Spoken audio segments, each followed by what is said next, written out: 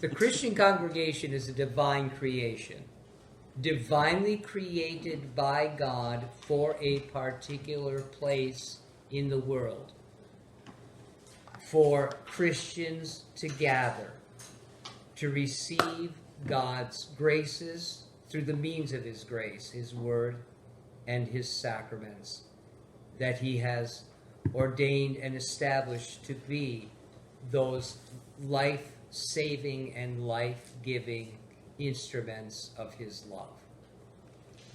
The Christian congregation consists of two parts.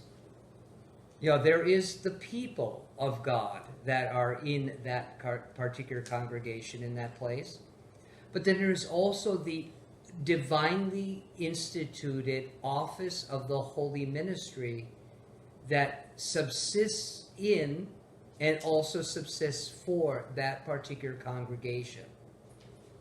They are of a whole, and yet they are distinct. It's not unlike the two natures of Christ, His human nature and His divine nature.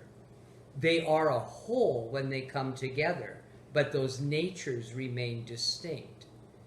And in that same way, we talk about the congregation and the office of the ministry, but we ought not think that they are separated from one another, but they are in a symbiotic relationship. They're in communion with each other.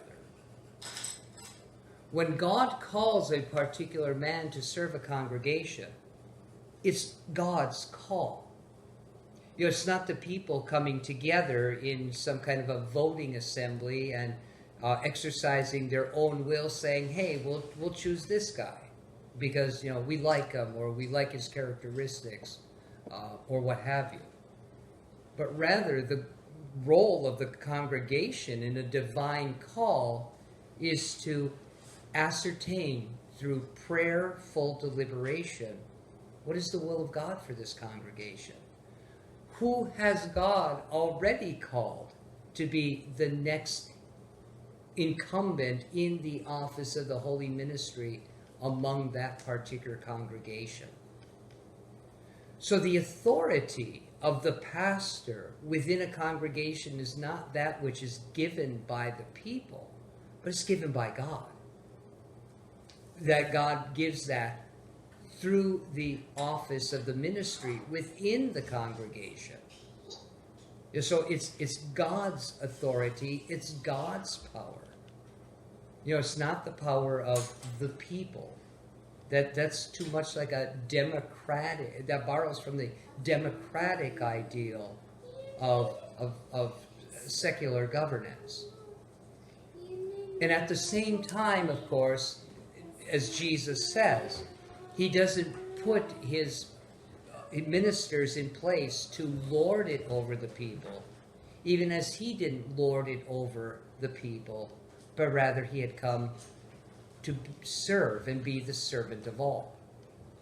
And so that's the role of the pastor, to serve the people in the stead and by the authority of Christ Jesus. It's again why God calls males into this office, so that they would be visible representatives of the one who is invisible, so that the people would continuously think of Christ Jesus, the pastor. That word pastor meaning shepherd. So that everything that is done by Jesus Himself, by Jesus' own authority, for the blessing and benefit of Jesus' people. And just as we see how the people responded to Jesus in the Gospels, this is how Jesus would have the congregation respond to Him and His ongoing ministry today. Not to usurp His own authority and start speaking that they have the keys, that they have the authorization to baptize, to administer the Lord's Supper. Rather, it's still Jesus who exercises this through the office of the ministry. And in an emergency situation, true, any Christian can temporarily take the authority of the office of the holy ministry in Jesus' place and on his behalf to baptize a person who is in peril of losing life. But there is no such thing as an emergency communion. So that is something that would just be passed by until there's opportunity for the one who is the called and ordained servant of the word in that place to administer the communion to God's people, so that also the necessary office of the keys can be exercised too, so that those who are under a ban from communing, again, for their own good, so that they're not eating and drinking God's judgment upon themselves. That's the gatekeeping function of the shepherd. And so too, that's why Jesus doesn't give that authority over except to the ones that he has called and ordained to be under shepherds to him in that place.